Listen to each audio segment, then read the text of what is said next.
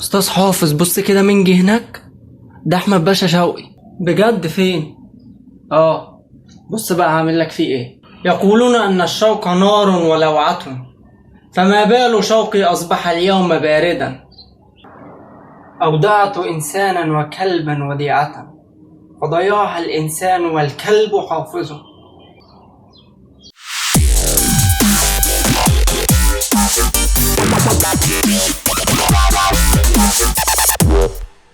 السلام عليكم ورحمة الله وبركاته. أهلا بيكم في برنامج منظور آخر. في سنة 1927 بيجتمع كل شعراء العرب في دار الأوبرا المصرية عشان يبايعوا أحمد شوقي كأمير للشعر العربي. في يوم 16 أكتوبر سنة 1868 في حي الحنفي في القاهرة اتولد أحمد شوقي في أسرة اختلطت دماءها بأصول كتير. فأبوه كان من أصل شركسي، وأمه كانت تركية يونانية، وجده لأبوه اللي هو أحمد شوقي بيك اللي هو اتسمى على اسمه كان كردي الأصل. اتولى عدة مناصب إدارية في زمن سعيد باشا، كان آخرها أمين الجمارك المصرية. وجده لأمه كان تركي الأصل وكان وكيل للخديوي إسماعيل. أما بقى جدته لأمه فكانت يونانية وكانت بتشتغل وظيفة في بلاط الخديوي، وتولت رعايته من وهو صغير. وجدته كانت غنية جدا وعايشة عيشة أرستقراطية، وعاش معاها أحمد شوقي في القصر واتكفلت بكل مصاريفه. ولما وصل عمره 4 سنين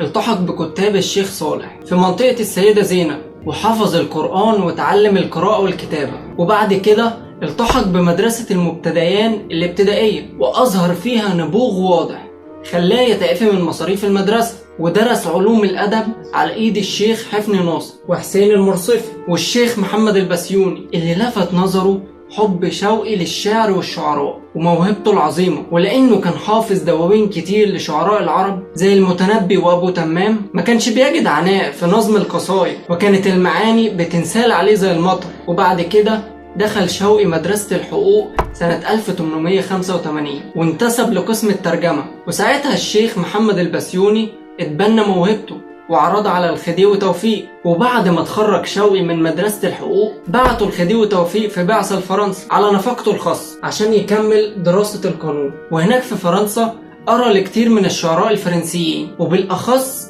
موليير وراسين. بس بالرغم من كده فضل قلبه متعلق بمصر جدا، وشارك زمايله في البعثة التعليمية في تكوين جمعية التقدم المصري اللي كان من أهم أهدافها مقاومة الاحتلال الإنجليزي. وفي الفترة دي كون علاقة صداقة قوية مع الزعيم مصطفى كامل. ولما رجع مصر تاني كان الخديوي عباس حلمي الثاني وصل للحكم، وعين أحمد شوقي في قسم الترجمة في القصر الملكي لأنه كان شايف إنه سلاح مهم في صراعه ضد الإنجليز بأشعاره اللي بيكتبها. وفعلا بدأ أحمد شوقي يسرد حكايات على لسان الحيوانات بيعبر فيها عن قضايا المجتمع. وأول حكاية نشرها من النوع ده كانت حكاية الهندي والدجاجة اللي اتنشرت في الأهرام سنة 1892، وكانت بتعرض الصراع بين المصريين والاحتلال الإنجليزي. وبعدها نشر 55 حكاية بنفس الطريقة دي ونجحوا نجاح كبير جدا. بس حصل ما لم يكن في الحسبان، والإنجليز خلعوا الخديوي عباس حلمي الثاني من الحكم ونفوا أحمد شوقي لأسبانيا سنة 1914.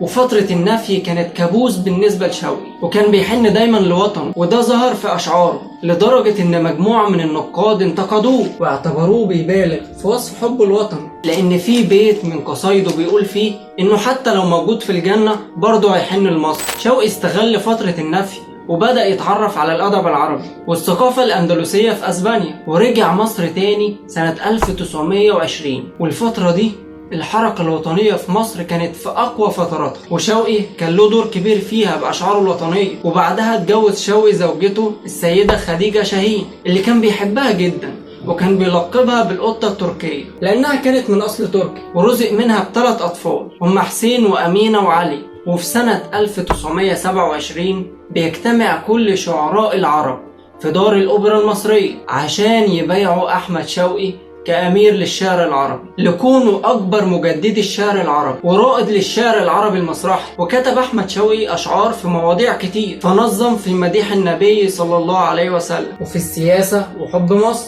ونظم في مشاكل العصر زي مشاكل الطلاب والجامعات، ونظم في المديح والتاريخ، وعمل شوقيات للأطفال. يعني كان بيكتب في أي حاجة بتيجي في باله. وتجاوز نتاجه الشعري 23500 بيت وبلغت قصايده 42 قصيدة، ودي أرقام لم يبلغها أي شاعر عربي قديم أو حديث. ومن أشهر قصايده قصيدة ريم على القاع، اللي مطلعها: ريم على القاع بين البان والعلم، أحل سفك دمي في الأشهر الحرم. وليه في النثر بعض الروايات زي عذراء الهند وورقة الآس. وفي المسرحيات الشعرية عمل أعمال كتير، منها مسرح كليوباترا وقمبيز ومجنون ليلى. ونظم في مدح النبي 5 قصايد، منها قصيدة الهمزة النبوية اللي مطلعها: وفم الزمان تبسم وثناء، ولد الهدى فالكائنات ضياء. بعد رجوع أحمد شوقي من المنفى بنى بيت جديد على كورنيش النيل في الجيزة عشان يعيش فيه ويكون قريب من الأهرامات اللي كان دايما بيحب يزورها مع أسرته، وسماه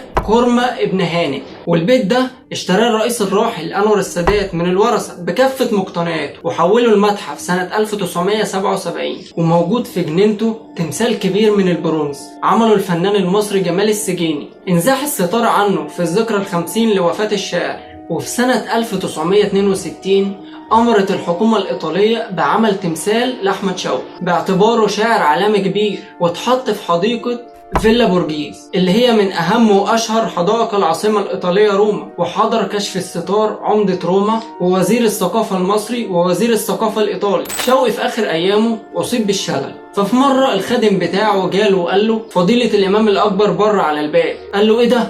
الشيخ الزواري بنفسه؟ قال له: ايوه. ساعتها الشيخ الزواري كان شيخ الازهر سنة 1932. فالمهم شوقي قال لهم: حطوني بسرعة على الكرسي المتحرك، وجري استقبله في جنينة الفيلا فقبل يده وقال له: خير يا مولانا، انت تيجي بنفسك؟ قال له: انا جئتك مأمورا لاني رأيت رؤيا في المنام، رسول الله جاءني وقال لي اذهب الى احمد شوقي وقل له أن الرسول يبشرك أنك ستكون معه بعد أيام عدة لما قلته فيه من مدح في قصائدك. وفعلا مات شوقي بعدها ب4 أيام يوم 14 أكتوبر سنة 1932. عشان كده الشيخ الشعراوي لما كانوا بيذكروا أحمد شوقي ويقولوا عليه رحمه الله يقول لهم: لا، قولوا رضي الله عنه. يكفيه أنه جمع أهم تعاليم الإسلام في بيت شاعر واحد، واللي هو: والدين يسر والخلافة بيعة والأمر شورى والحقوق قضاء. برغم كده كان معروف عن شوقي إنه ما كانش ملتزم دينيا، وكان مدمن للخمر،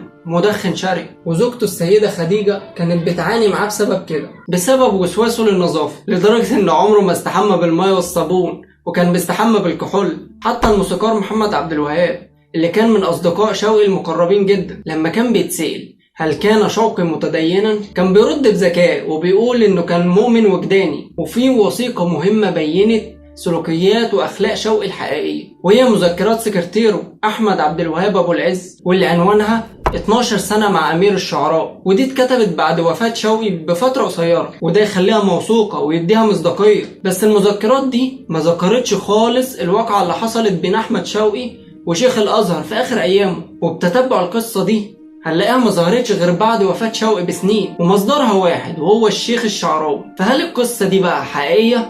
الله أعلم. للأسف حلقة النهاردة كده خلصت. اكتبولي في الكومنتات عايزين نتكلم عن مواضيع ايه الفترة الجاية، ولو حابين تدعموني اعملوا لايك وشير واشتركوا في القناة، وما تنساش تتابعوني على حساباتي الشخصية هتلاقوها في الوصف. وسلام.